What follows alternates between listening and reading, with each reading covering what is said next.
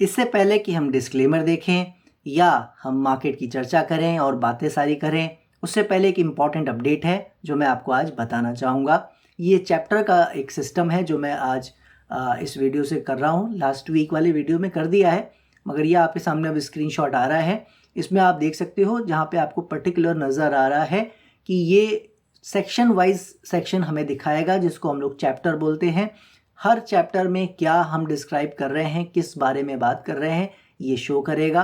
जैसा आपको नज़र आ रहा है, ये 2 स्लाइड्स आपको नज़र आ रही हैं। इन दोनों में दिख रहा है परफेक्टली कि जहाँ पे हम शुरू में बात करते हैं वहाँ सेक्टर एनालिसिस लिख के आ रहा है, और जहाँ हम आखिरी में कंक्लूजन की बात करते हैं वहाँ कंक्लूजन लिख के आ रहा है। तो जितने भी टॉपिक्स होंगे उस दिन के, वो आपको चैप्टर वाइज इन वीडियोज़ में अब नज़र आएंगे।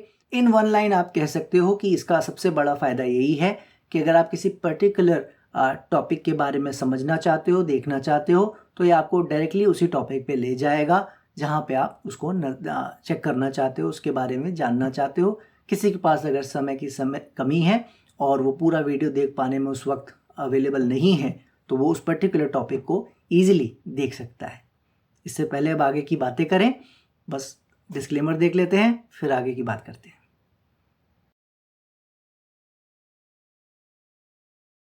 हेलो, नमस्कार, स्वागत है आपका एक बार फिर से अपने इस वीडियो में।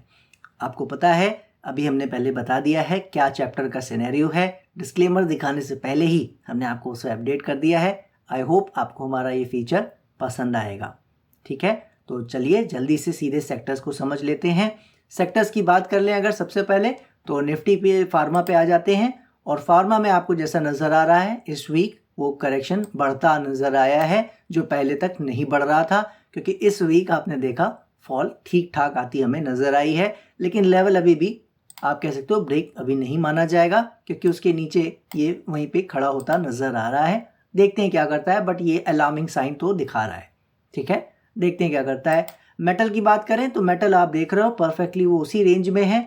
इस वीक हालांकि फॉल और बड़ा है, जो कि थोड़ा सा आप कह सकते हो वरीसम है बात, जो प्रॉब्लम दिखा रहा है। लेकिन अभी चूंकि रेंज में ही है तो उसके बारे में ज़्यादा कहना अभी ठीक नहीं होगा।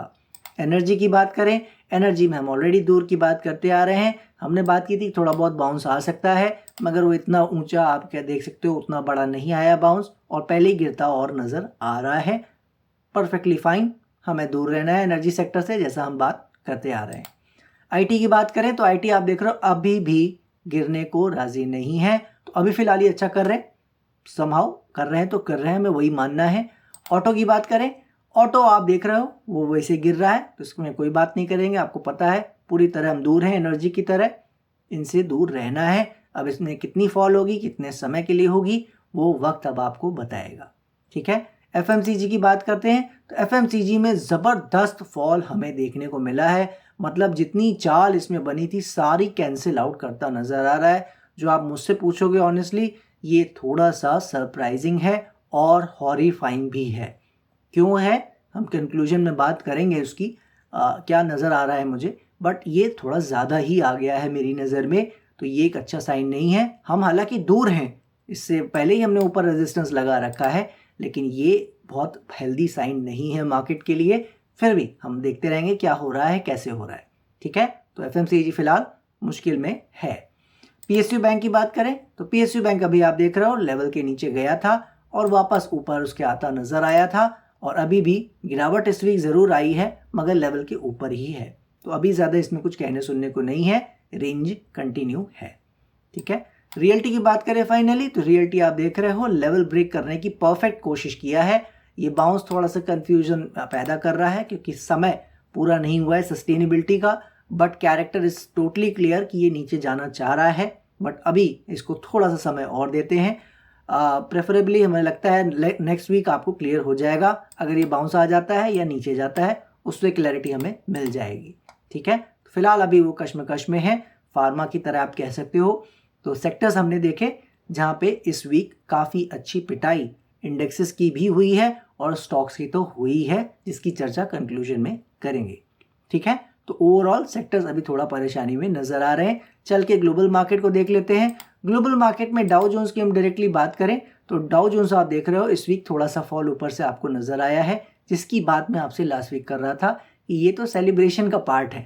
इसमें दम कितना है वो वक्त बताएगा। उसके लिए हमने ये लेवल आपको रिवाइज कर दिया था कि असली दम कितनी है, वो ये लेवल हम देखेंगे। जब तक ये 40,900 41,000 के ऊपर काम कर रहा है तब तक हम इसे नॉर्मल करेक्शन का दर्जा देंगे, जो ये बार बार करता चला आ रहा है। लेकिन अगर उससे ज़्यादा करेक्शन करता है, इसके नीचे आता है, तो प्रॉब्लम बढ़ेगी। अभी तक वो नहीं किया है और हम इसको परफेक्टली हेल्दी मान रहे हैं, तो अभी कोई इशू नहीं है। नैस्डैक की बात करें तो इसमें भी वो सारी तेज़ी निकलती नज़र आई वापस। इसमें भी हमने एक लेवल आपको रिवाइज करके दे दिया था, ये 19,800 का। इसके नीचे आ जाएगा वापस तो ये रेंज कंटिन्यू वापस हो जाएगी। अगर इसको अच्छा करना है तो यहीं कहीं से लौट जाना चाहिए, राइट। तो देखते हैं क्या करता है। हमारे लिए अभी भी सारे सिस्टम आपको पता ही है, हम अभी इसको ओवरऑल रेंज बाउंड में ही मान रहे हैं। लेकिन अगर ये यहाँ से अच्छा करना चाहता है तो उसके लिए ये इमीडिएट लेवल्स हमने सभी इंडेक्सेस में आपको दे दिए थे। रसेल इंडेक्स की बात करें तो इसमें मैंने इसीलिए आपको कोई लेवल नहीं दिया था क्योंकि इसमें बड़े प्ले के लिए खेल है, बड़ा काम इसमें होना है, बहुत अच्छा होना है। इसमें हम बड़े लेवल के साथ ही देखते नज़र आ रहे हैं और जो ये तेज़ी हुई थी वो वापस फिनिश हो रही है, कोई फ़र्क नहीं पड़ता इससे, ठीक है। अच्छा करेगा तो ये आगे अच्छा कर जाएगा और अगर थोड़ा समय बाद भी करता है तो उससे कोई फ़र्क यहाँ पे नहीं पड़ता है, ये बड़े गेम में है, ठीक है। कैक की बात करें, जो हम बात करते आ रहे हैं, दूर रहना है इससे। ये पहला इंडेक्स था जिसने पहले दूर होने की बात हमें बताई थी और हम तब से देख रहे हो आप इसमें दूर हैं। ये हमारे रेजिस्टेंस से भी लौट आया था, उसके पहले से हमने लेवल दिया था, अभी तक नहीं आ पा रहा है, तो दूर रहने वाली कंडीशन में है। डैक्स परफेक्टली अच्छी करेक्शन जिसको मैं बोलता हूँ वो कर रहा है, कोई इशू इसमें नज़र नहीं आ रहा है, तो ज़बरदस्ती का इशू बनाने का कोई मतलब नहीं है, ओके काम कर रहा है। यूके 100 की बात करें, वो भी अपने उसी एरियाज़ के आसपास आ गया है जहाँ पे पुराने लोस थे, तो अभी तक कोई इशू यहाँ नहीं है। इन एरियाज़ के नीचे अगर जाता है तो फिर यहाँ आ गए, सॉरी वो पीछे आ गया था, तो अगर इन एरियाज़ के नीचे अगर आ जाता है तो फिर दिक्कत इसमें बढ़ती नज़र आएगी। देखते हैं क्या करता है, अभी तक तो ओके है सब कुछ। बात करें अगर अपना निकाई की, तो निकाई आप देख पा रहे हो वो उसी जगह पे काम कर रहा है और कुछ भी इसमें कहने को नहीं है, व्यू सेम है। जब तक हाइस के ऊपर नहीं निकलेगा दूर रहने वाली कंडीशन में है और ये समय बिताने वाली कंडीशन में है, बड़े गेम में है ये। ब्राज़ील की बात करें, इस वीक ज़्यादा कुछ नहीं गिरा, इस बार थमता नज़र आया है लेकिन अभी भी कोई ऊपर तेज़ी नज़र नहीं आ रही है, राइट। वो वहीं पे एक रेंज बाउंड सिचुएशन में खड़ा रह गया है। मैंने पहले भी बताया है, ये एक आप कह सकते हो डिसाइसिव ट्रेंडिंग आप कह सकते हो अलार्म है ये एक तरीके से हमारे ग्लोबल मार्केट के लिए। इसको अच्छा करना चाहिए, अगर पूरी ग्लोबल मार्केट में अच्छा होना है तो ये भी एक इम्पॉर्टेंट पार्ट है, कई उसके रीजंस हैं, ठीक है। तो इस पर नज़र बना के रखे रहना है। ओके है, अभी थोड़ा ज़्यादा हमारी सोच से गिर गया है लेकिन इसमें है जगह, अगर ये करेक्शन बढ़ा रहा है तो सिर्फ समय बढ़ा रहा है, ठीक है। तो अभी उसमें कोई ख़ास बात इसमें नहीं है। डॉलर इंडेक्स वो काम करता नज़र आया, जैसे मैंने आपसे लास्ट वीक कहा था, इसके लक्षण दिख नहीं रहे कि ये यहाँ पे रुक पाएगा, बट अगर ये रुक गया तो परफेक्ट था। ये गैप अप एक अच्छा सिस्टम था कि यहाँ से अगर गिरना चाहता तो उसके बाद गिर जाता, मगर आपने देखा नहीं गिरा और क्या शानदार उसके ऊपर ब्रेकआउट दिया है। और इसका मतलब बस मैंने आपसे बताया था एक ही है कि ये कहीं ना कहीं ओवरऑल जो मार्केट में प्रॉब्लम है उसको दर्शा रहा है कि कहीं ना कहीं वो प्रॉब्लम चल रही है और अब ये अपने रेंज के हायर एरियाज 107 108 की ओर ऑलमोस्ट पहुंच रहा है, ठीक है। अब कई लोग कहेंगे कि रेंज का एरिया तो यही होना चाहिए, हो सकता है यहीं से गिर जाए, बट मेरी नज़र में 107-8 का एरिया ज़्यादा रिलायबल है, तो हम इसी को देखेंगे। अब यहाँ तक जाएगा या यहीं समय बिताएगा या फिर वापस आ जाएगा, परफेक्टली जो भी कुछ करेगा, अभी फ़िलहाल हमारे लिए ये डेंजर जोन में है और ये मार्केट के लिए पॉजिटिव नहीं है। ये साफ साफ इस बात को बता रहा है। क्या करेगा आगे वो हम देखेंगे, ठीक है। US 10 ईयर एक बार और आपको दिखा देता हूँ, जो मैंने लास्ट वीक दिखाया था। इस वीक कोई ऊपर चाल और नहीं आई है, आना चाहे तो जैसा मैंने कहा इस लेवल तक आ सकता है, जो कि अब बहुत दूर नहीं है। लेकिन जैसा मैंने कहा था, ये एरिया अगर डिसाइसिवली क्रॉस कर गया तो याद रखिएगा इस बार की प्रॉब्लम का फिर मेन करता धरता ये बनेगा डॉलर इंडेक्स नहीं, ठीक है। वो तो इम्पॉर्टेंट है ही, मगर ये एरिया अगर डिसाइसिवली ब्रेक कर जाता है तो ये हमारी मार्केट के लिए पॉजिटिव बिल्कुल नहीं होगा। नेगेटिव कितना होगा, कम होगा, ज़्यादा होगा, वो हम देख लेंगे। इसलिए डॉलर बॉन्ड यील्ड को भी डॉलर इंडेक्स के साथ देखते रहना है। इसलिए लास्ट सेक्शन से हमने इसको आपको दिखाना शुरू किया है। प्रोबेबली हर वीक नहीं दिखाएंगे, बट अभी मुझे लगा एक बार और दिखा देता हूँ आपको, अगर कोई लास्ट वीडियो मिस कर गया हो तो प्लीज़ इसे देख लीजिए। ठीक है, अब आ जाते हैं अपने वापस चार्ट्स पर और आपको मैं दिखा देता हूँ एक अपना जूनियर निफ्टी का चार्ट। जूनियर निफ्टी को अगर हम देखें स्मॉल चार्ट पे, टाइम फ्रेम पे, तो इसने इस एरिया को डिसाइसिवली आप देख रहे हो ब्रेक कर दिया है। इसका क्या मतलब है, ये जो हमारा एरिया था अब इसके कट गिरने के बाद ये साफ बता रहा है कि लार्ज कैप में बड़ा हिट पड़ रहा है और इसका मेरी नज़र में सिर्फ एक ही मतलब है कि भाई ये अब इसमें दूर रहने वाली सिनेरियो है। ये जितनी तेज़ी हम लोग को मिली थी 47,700 48,000 से, उसका अब पूर्ण विराम एक बार को लग चुका है और पूर्ण विराम का मतलब ही यही है, दूर रहना है अब जूनियर निफ्टी से भी, जो कि बहुत लंबा इसने हमें चाल दिया। हम और चाल की उम्मीद इसीलिए कर रहे थे क्योंकि हम लार्ज कैप में भी चाल की उम्मीद कर रहे थे। दोबारा ये देगा सिग्नल्स, हम दोबारा इसकी बात करेंगे, लेकिन अब एक बार फिर से ये हमारे लिए वो कहते हैं डेड सिनेरियो वाली बात, डेड हो गया है। जो कुछ सेक्टर्स हमारे लिए जैसे हो गए हैं, इसमें भी हमें अब दूर रहना है।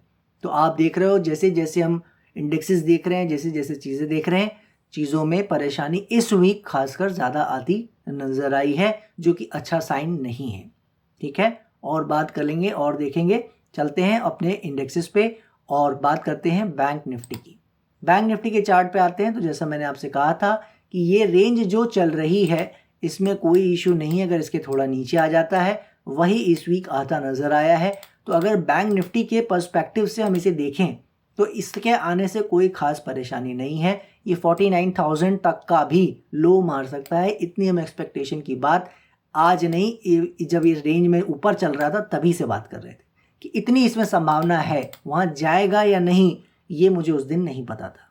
ठीक है, अब वो वहाँ आ रहा है, इतना बिल्कुल आपको लेके चलना चाहिए था, पहले से भी हम बात कर रहे थे और अभी भी आ रहा है, जो कि परफेक्टली फाइन है। इसके बाद यहाँ से क्या करेगा वो हमें देखना होगा, क्योंकि वही डिटरमिन करेगा कि पूरी मार्केट पे क्या होने वाला है। यही एकमात्र पिलर है जिसने अभी तक हमारी मार्केट को संभाल के रखा हुआ था। अगर ये साथ छोड़ेगा तो फिर संभावना आपको पता है क्या होगी और उसका जो इम्पैक्ट है मार्केट पे क्या होगा। ठीक है, तो इन एरियाज़ को होल्ड करना इसे ज़रूरी है। 49,700 49,000 मोटा मोटी ये एरिया इसे होल्ड करने चाहिए ज़रूर।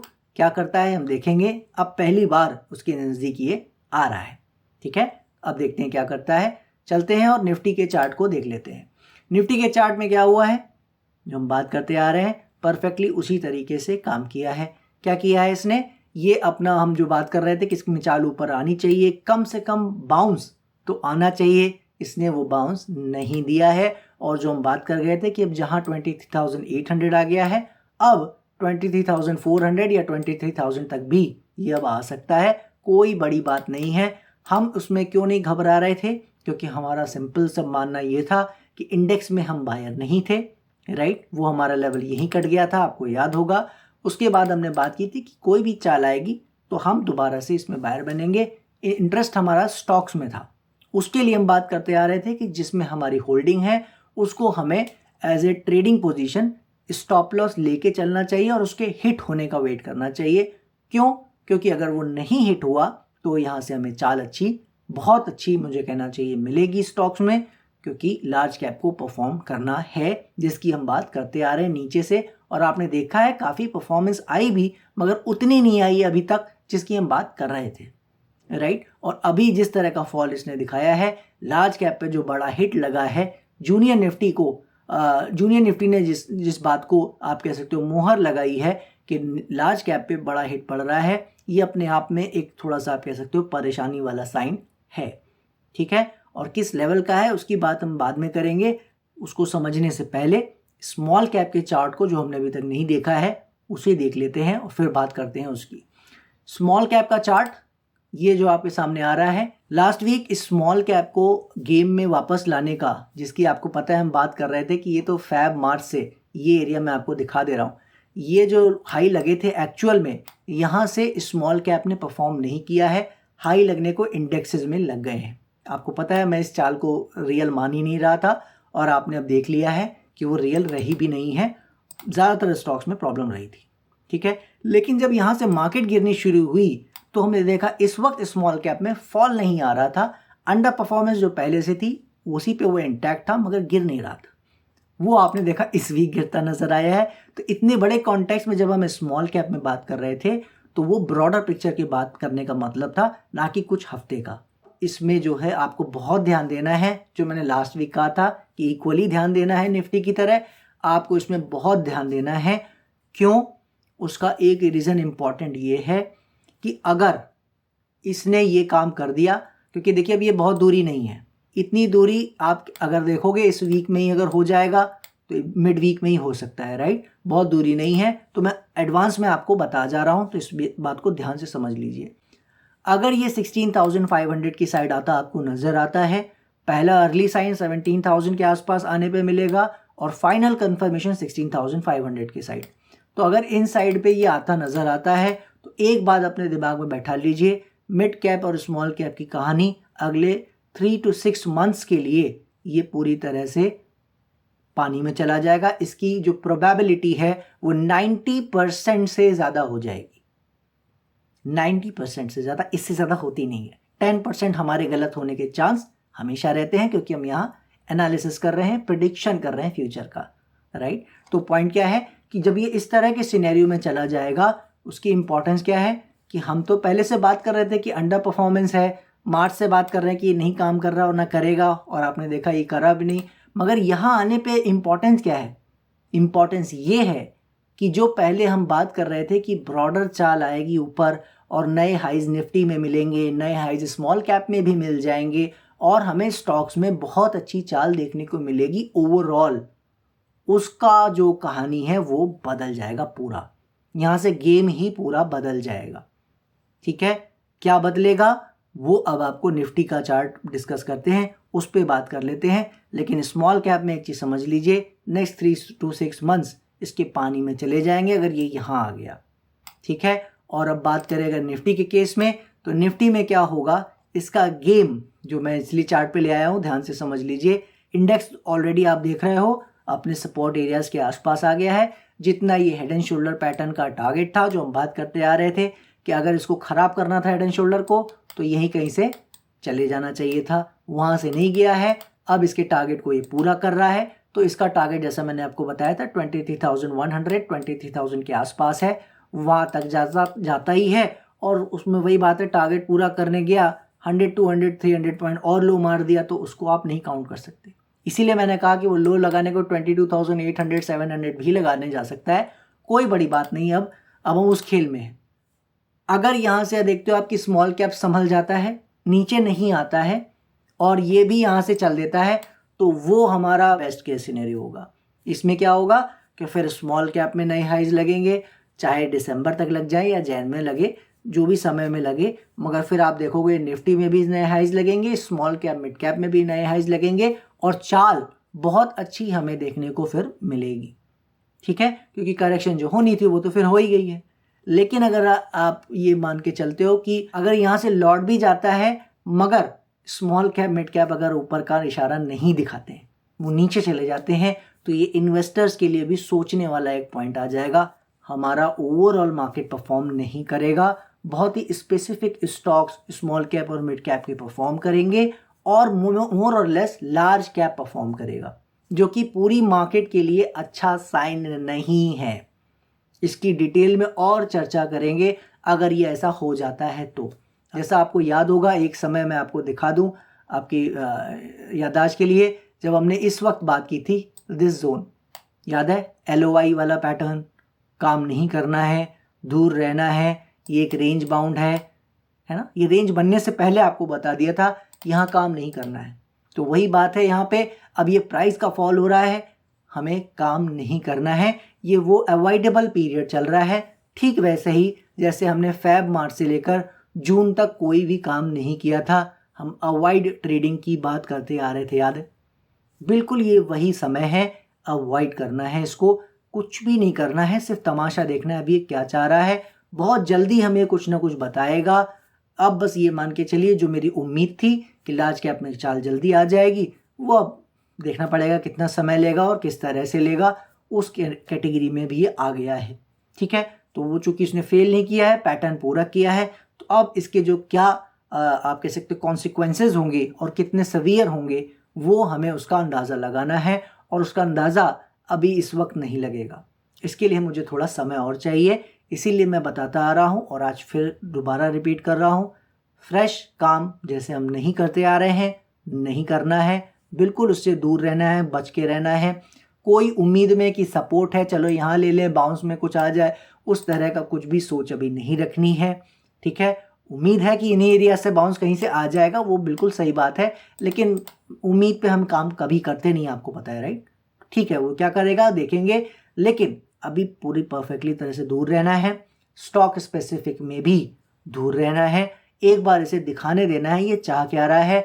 जो चाल इसमें नीचे की या ऊपर की यहाँ से बनेगी वो हमें दिशा दिखाएगी सारी आगे की दिशा की ये कितना लेवल का करेक्शन करना चाह रहा है, और बड़े सिनेरियो, ब्रॉडर सिनेरियो में क्या ये बड़ा डेंट मारने जा रहा है, क्या ये बड़ा लंबे समय का टॉप लग रहा है, 6 मंथ 4 मंथ, याद है ना वो उस बड़े करेक्शन का और बड़े समय का, क्या ये टॉप लगने जा रहा है, क्या ये हम उस सिनेरियो में हैं। अगर ये लाइन किसी को समझ में नहीं आ रही है, इसका मतलब आपने हमारे 2023 के वीडियोस नहीं देखे हैं।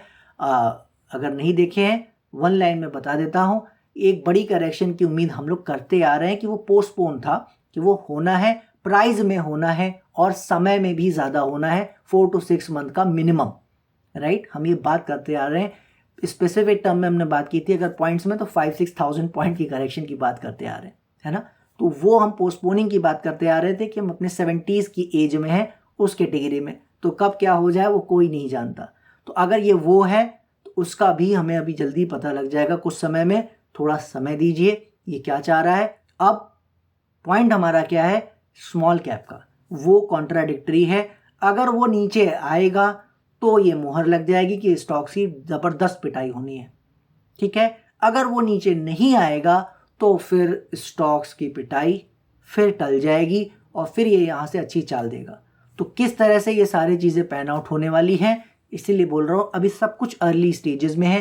ये पहला वीक है जिसने हिट किया है पूरी तरह से पोर्टफोलियो को भी, स्मॉल कैप को भी, और जितने भी हम चीज़ें जो हमारे कॉन्फिडेंस को बनाई हुई थी कि यहाँ से चाल आनी चाहिए, बहुत प्रॉब्लम नहीं आना चाहिए, वो पहली बार उसने हिट किया है। ठीक है, मुझे थोड़ा और समय दीजिए, मैं आपको ज़रूर बताऊंगा। अभी अवॉइडेबल सिनेरियो में है, मगर स्मॉल कैप पे विशेष ध्यान रखना है, और ब्रॉडर सिनेरियो में ग्लोबल मार्केट में डॉलर इंडेक्स और बॉन्ड यील्ड पे आपको विशेष ध्यान रखना है। आशा करता हूँ मैं अपनी बात आपके सामने रख पा रहा हूँगा, आप मेरी बातों को समझ पा रहे होंगे। कुछ समय काम ना करना बहुत ज़्यादा अच्छा और ज़रूरी होता है, ये उस समय में से एक है, इसलिए ज़्यादा भी परेशान नहीं होना है, सिर्फ इसको देखना है ध्यान से। काम ना करने का मतलब ये नहीं कि अवेयर नहीं रहना है कि क्या हो रहा है और कहीं जाके छुट्टियां मनाना है, ये वो समय नहीं है। छुट्टियां मनाने का भी समय आता है जब एक बार हम जैसा सोचें वैसा होने लगता चला जाए। ठीक है, तो अभी बिल्कुल इसमें ध्यान से देखना है, इन्वेस्टर को भी अब अवेयर हो जाना है और इसको थोड़ा ध्यान देना है। दीजिए मुझे इजाज़त, नेक्स्ट वीक फिर मिलेंगे, तब तक के लिए जय हिंद, जय भारत।